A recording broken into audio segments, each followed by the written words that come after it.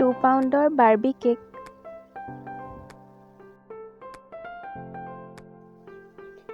240 ml কাপত 1.5 cup ময়দা,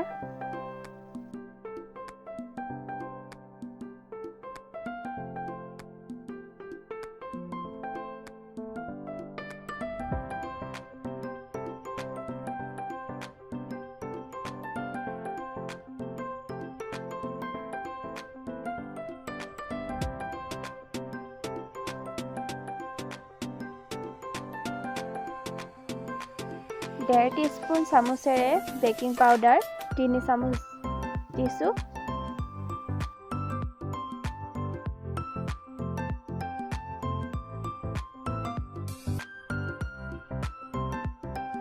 এতিয়া ময়দাখিনি চালি লৈছোঁ।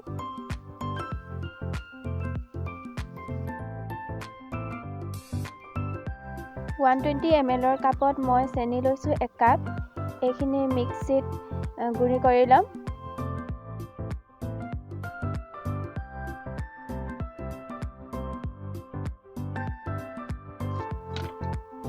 চেনিখিনি পিছা হৈ গৈছে। এতিয়া মই কণী 3টা ভালদৰে ফেটি ল'ম, কিন্তু এনেকৈ কুহুমটো ছাইডত থৈ বগাখিনি প্ৰথম ফেটি ল'লে ভাল হয়। মই কিন্তু লগতে ফেটি দিছোঁ।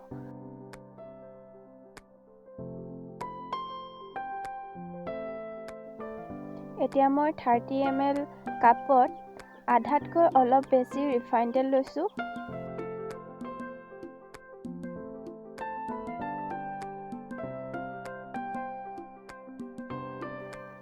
এতিয়া এইখিনি ভালদৰে মিক্স কৰি ল'ম।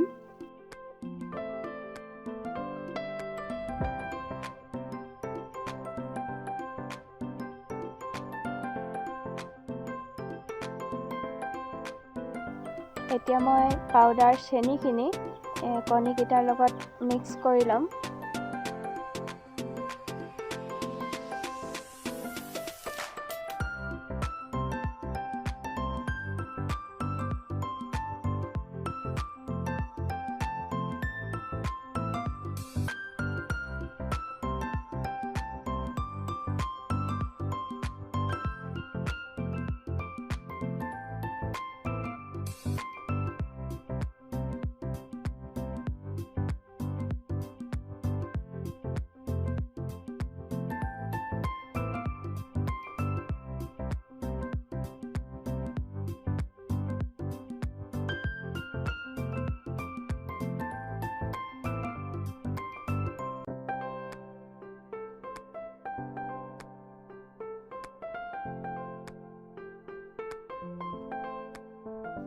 চেনিখিনি গলি নোযোৱালৈকে ভালদৰে ফেটি ল'ব লাগে। এতিয়া ইয়াত চালি থোৱা ময়দাখিনি ভালদৰে মিক্স কৰি ল'ম। মই অলপকৈ মিক্স কৰিছোঁ। গোটেইখিনি লগতে দিলে অলপ অসুবিধা হয়। আপোনালোকে যদি বনায় অলপকৈ মিক্স কৰিব, নহ'লে অলপ অসুবিধা হয় মিক্স কৰিবলৈ।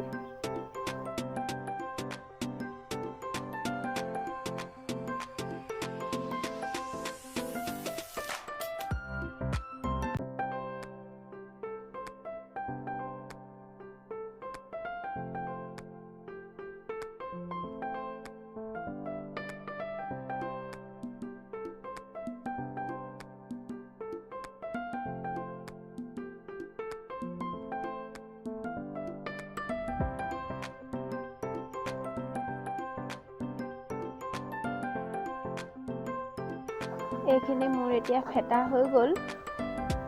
এয়া মই কেকৰ বাতিটোত ৰিফাইন দি চাৰিওফালে ভালদৰে লগাই লৈছোঁ।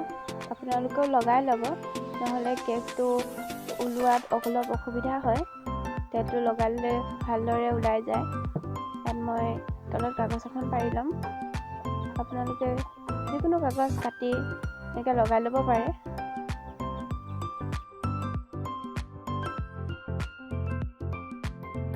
এতিয়া মই ময়দাখিনি বাতিটোত দি দিছোঁ।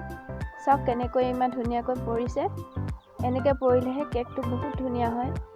অলপকৈ এৰি পৰিলে মানে কেকটো ইমান ভাল নহয়। ময়দাখিনি দিয়াৰ পিছত এইটো অলপ থেকেচি দিব, তেতিয়া ভিতৰত থকা বাবুলখিনি ওলাই যায়। এতিয়া মই চচ এটাত তলত বালি লৈ ষ্টেণ্ডডাল দি কেকৰ বাতিটো বহাই দিছোঁ। তলত আপোনালোকে নিমখো দি ল'ব পাৰে, কিন্তু মই বালি দিছোঁ।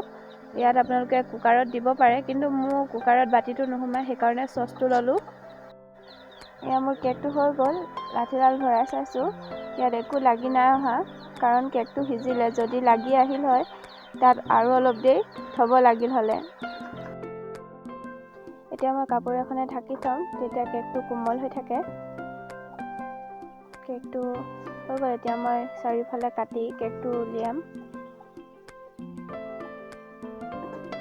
চাওক কিমান ধুনীয়া হৈছে, একদম স্পঞ্জ। বহুত ধুনীয়া হৈছে কেকটো। আপোনালোকে বনাব এনেকৈ। এতিয়া মই কেকটো 3টা লেয়াৰত কাটি ল'ম।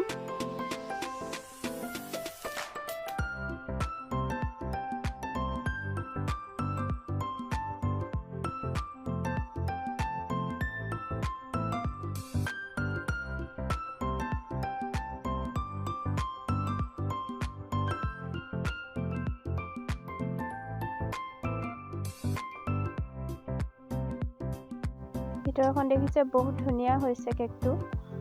এতিয়া ওপৰত অলপ ওখ হৈ আছিল, সেইকাৰণে কাটি দিছোঁ যাতে কেকটো সমান হয়। বহুত ধুনীয়া হৈছে।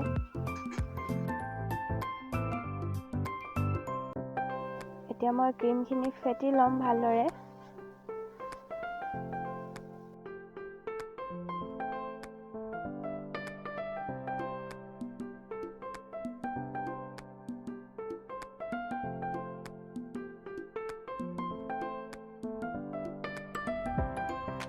ক্ৰীমখিনি মোৰ ফেটা হৈ গ'ল। মই দেখিছেনে?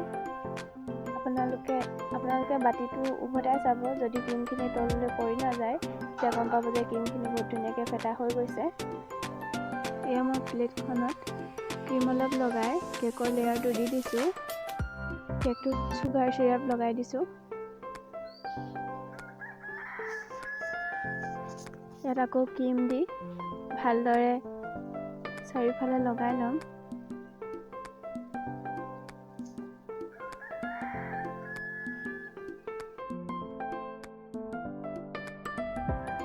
চেৰি আছিল, সৰু সৰুকৈ কাটি অলপ দি দিছোঁ যাতে খাবলৈ টেষ্টি হয়। ছেকেণ্ড লেয়াৰটো সেই একেদৰেই কৰিম।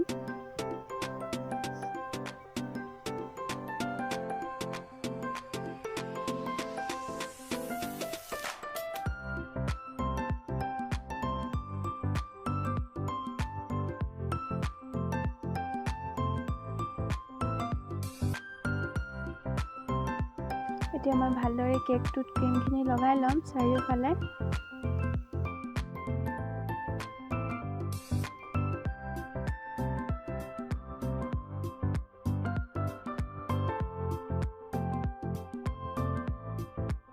এতিয়া মই ক্ৰীমখিনি ছেট হ'বৰ কাৰণে ফ্ৰিজত অলপ দেৰি ৰাখি থ'ম।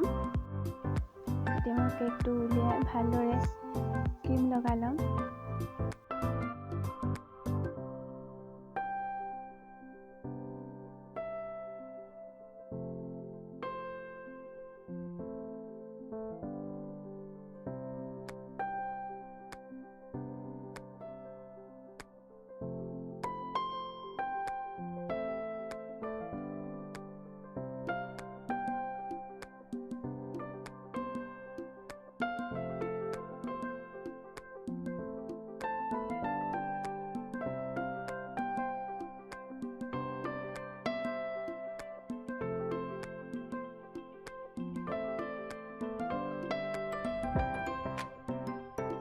এতিয়া প্লেটৰ কিনাৰত লাগি থকা ক্ৰীমখিনি ভালদৰে মোহাৰি ল'ম।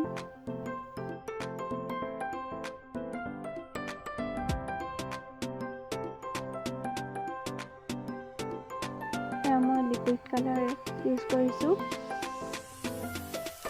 জেল কালাৰ হ'লে ভাল, মই লিকুইড কালাৰেই দিছোঁ।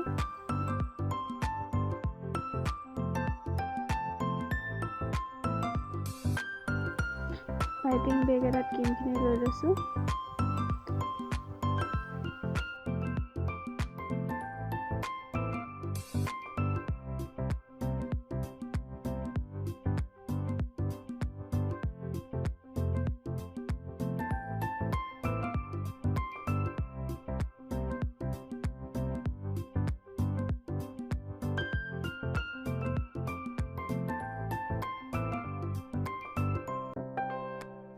এয়া মই ষ্টাৰ ৰ'জ নজেল ইউজ কৰিছোঁ।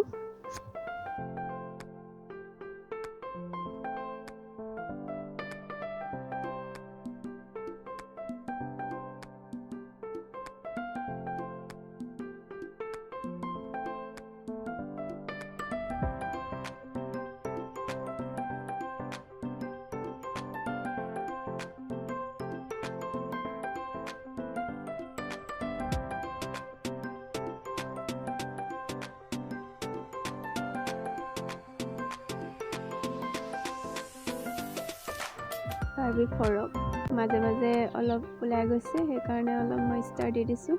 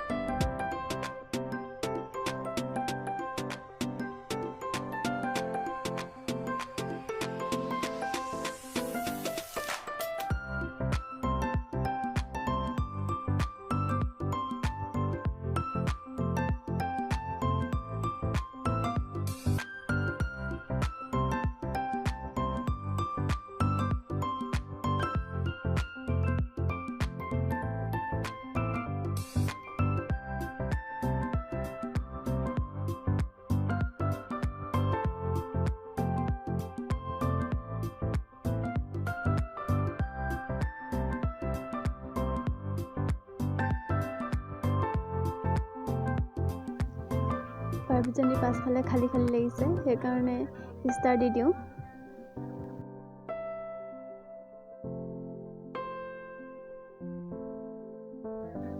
ধুনীয়া লাগিছে, ষ্টাৰ দি দিলোঁ। ফৰকটো অলপ ধুনীয়া লাগিছে দেখিবলৈ।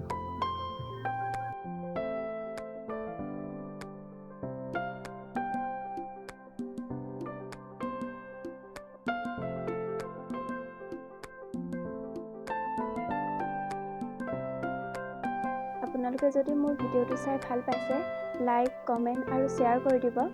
লগতে ছাবস্ক্ৰাইব কৰি থ'ব, যাতে কেকৰ সকলোবোৰ ভিডিঅ' আপোনালোকে পাই থাকে।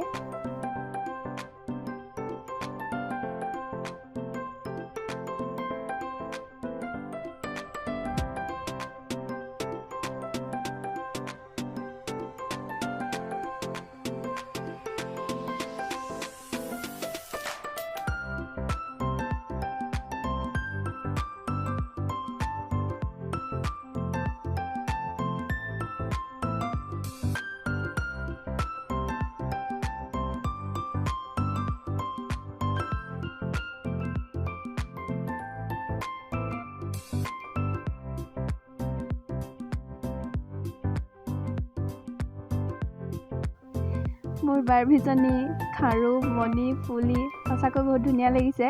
প্ৰথমবাৰ বনোৱা বাৰ্বি কেক। সৰু ছোৱালী এজনী বাৰ্থডে আছিল, তাই বাৰ্থডে কাৰণে অৰ্ডাৰ দিছিল। তাই কেকটো দেখি বহুত ফূৰ্তি পাইছে। সঁচাকৈ বহুত ধুনীয়া লাগিছে, খায়ো বহুত টেষ্টি আছিল। মোৰ প্ৰথম বনোৱা বাৰ্বি কেক আৰু ইউটিউব চেনেলৰ প্ৰথম ভিডিঅ'। সকলোৱে মোৰ ভিডিঅ'বোৰ চাই ভাল পাব বুলি আশা কৰিলোঁ।